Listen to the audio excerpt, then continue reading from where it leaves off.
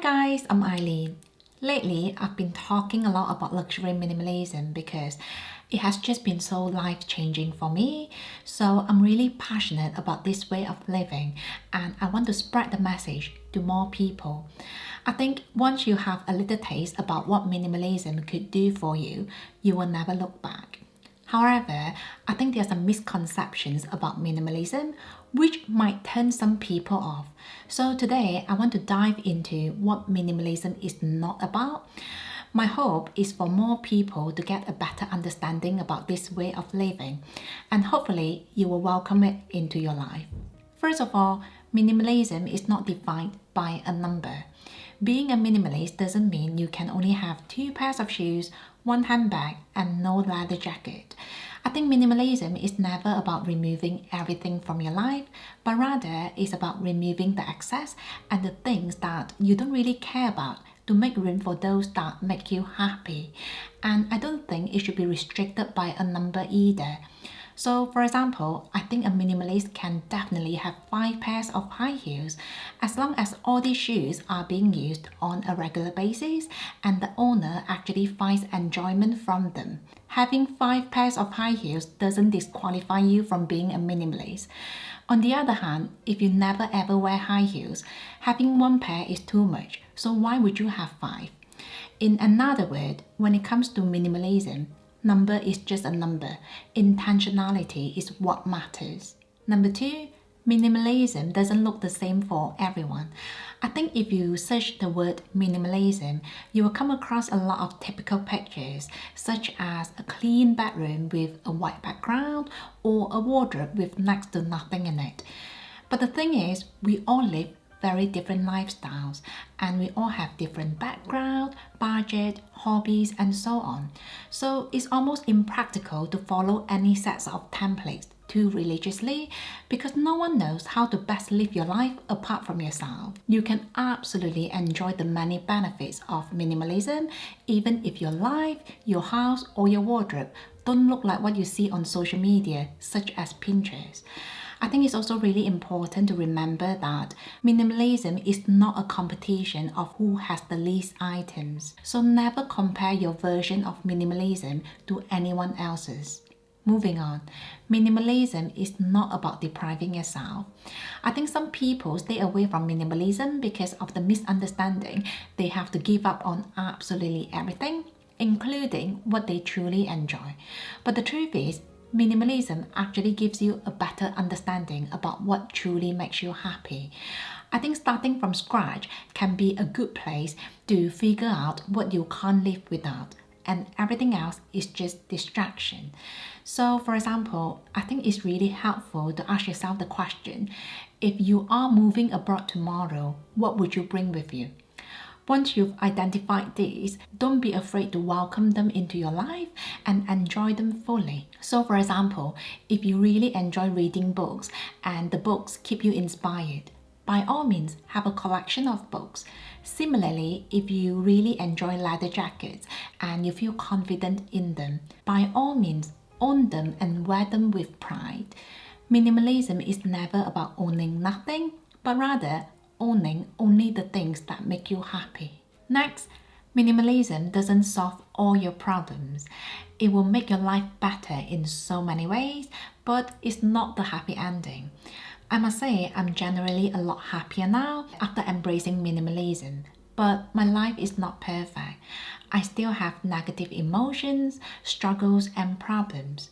However, as I remove the unnecessary chaos and burden from my life, I have so much more positivity, peace and gratitude. So for me, minimalism is not the end point, but rather a way of living, and it allows me to live a simpler but fuller life. The next one is quite an important one, which is minimalism doesn't just apply to things. It can also help to create a healthier diet, lifestyle and even personal finance. For example, minimalism has really helped me to curate my social commitments. I used to attend social events which I didn't really enjoy going, But I did it just because I didn't want to disappoint anyone. Whereas now, as I simplify my life, I have a better idea about who I am as a person, and I'm also able to look after my feelings and my personal needs a bit better. So for example, I don't really enjoy going to the movies or the concerts. In the past, I would feel quite guilty about turning down an invitation. But now I would just politely say no because I know I'm not doing anyone any favor if I force myself to do something I don't enjoy doing. In terms of diet, minimalism has also changed the way I consume.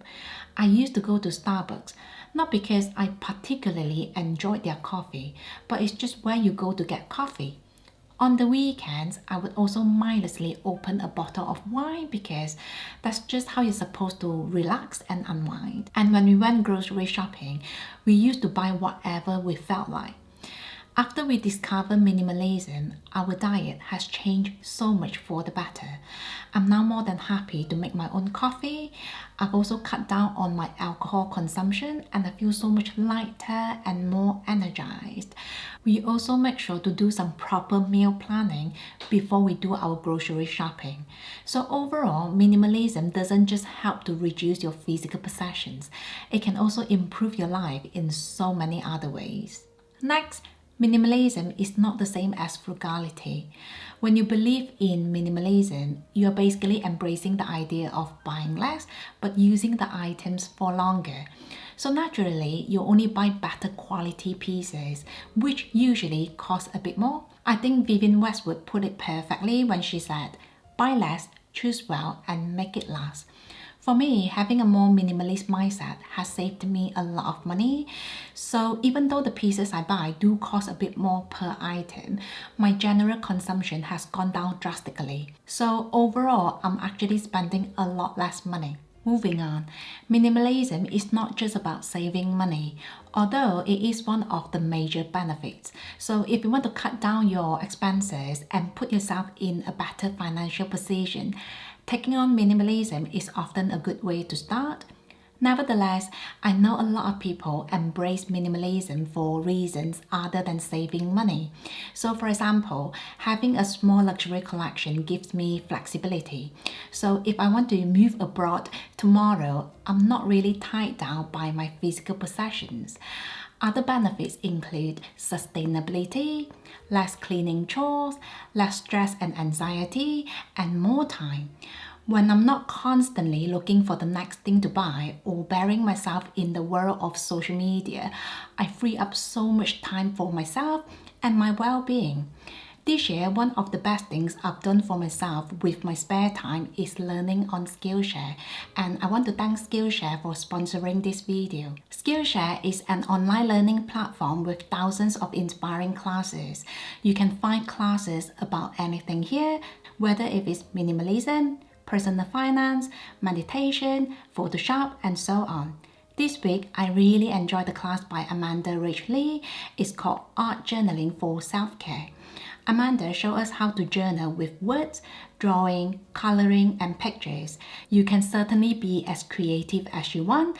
The idea is to put your thoughts on paper because it will give you a clearer picture about how you're feeling, what makes you happy, what inspires you, and so on. I love journaling anyway, but Amanda made it look so much more interesting.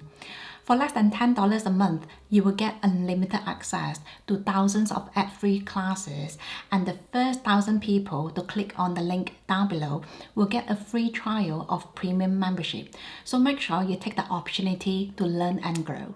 Last but not least, you can certainly embrace minimalism graciously without forcing it on the people around you. I feel like sometimes when we come across something so good and so exciting, we just have to share it with the people we care about.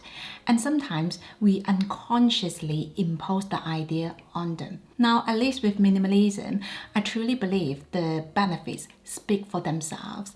So in time, the people around you will start to notice the positive changes on you anyway, and they might slowly warm up to the idea of minimalism.